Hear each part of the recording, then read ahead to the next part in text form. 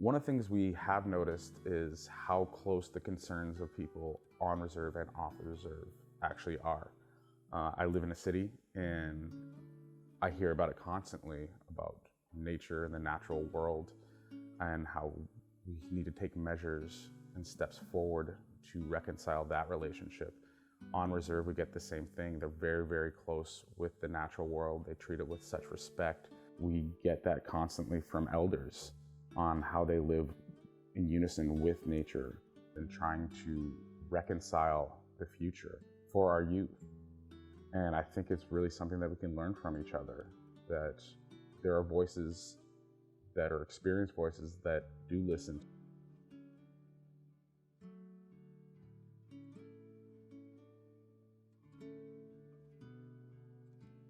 There's different worldviews out there, and Indigenous people, Anishinaabe people, the connection to the land, the respect paid to the land, the waters, like all the different elements out there, to the wind, to the fire.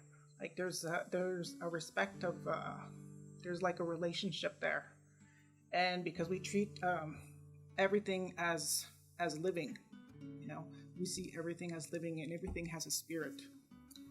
And I think that's where our worldview clashes with non-Indigenous world.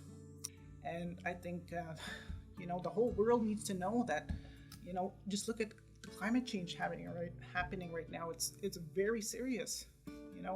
I think the UN, there was a report just released at the United Nations, and they got to start listening to Indigenous people. Look what's happening to the world. Are we going to keep on going this way? Go right ahead. See what's going to happen. It's almost too late to come to us for advice now. We got to go back to our old ways, our old teachings, our ceremonies, and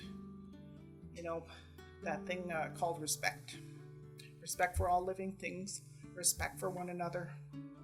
Because like for us here, we've been through a lot. Like logging, we came with logging, and then mining, and all kinds of stuff, So for me, I think that's my obligation, to keep our area the same as when we moved here. Nothing would be disturbed like that, A lot of the younger generation in these communities, especially the younger generation, the very, very young generation, they're just itching for something more, itching for culture, itching for the ways of the past. And they learn more and more from different people in their communities. The connection to the land, the knowledge is there within also the stories. There's such a strong connection to the land, is the importance of knowing the roles. Because through knowing the roles of everything from those trees to the birds, to the purpose of why do they sing. That plays an important part in a child, for example, an individual learning respect and learning what that true meaning is. Because there's a need for individuals to be able to know their surroundings. And in knowing their surroundings, everything from that water, why would it be considered rude to be jumping into that water and just making a big splash, right? Why is it considered rude to throw those rocks in the water, right? That's where the stories are. That's where the individual really learn. They learn important lessons. They learn important lessons like what messages does the wind teach you when the wind is blowing? What's that tornado teaching you when it comes? Right? So those are all the things of why there's such a connection. Yeah, I live in the bush. I never had a house here in the reserve, which I went back since 2003.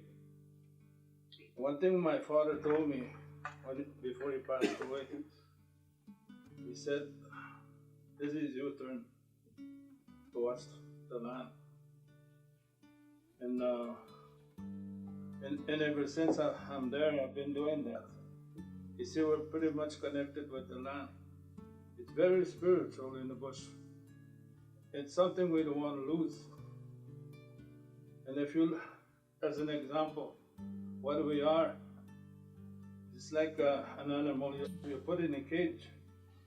There's no way it's going to be of an healthy life. This is what we feel. Of all the things that's going on around, we need our freedom.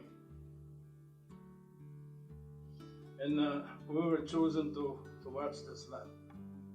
That's what I believe.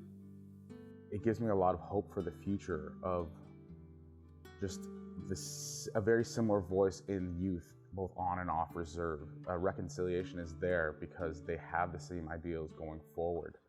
That there is hope, that it's not, these communities aren't defined by their past traumas and their current traumas, but there's a common goal going forward. And we're trying to give these youth the voice to not be silenced, to have the background to go down south or to speak for their communities on how important these things actually are.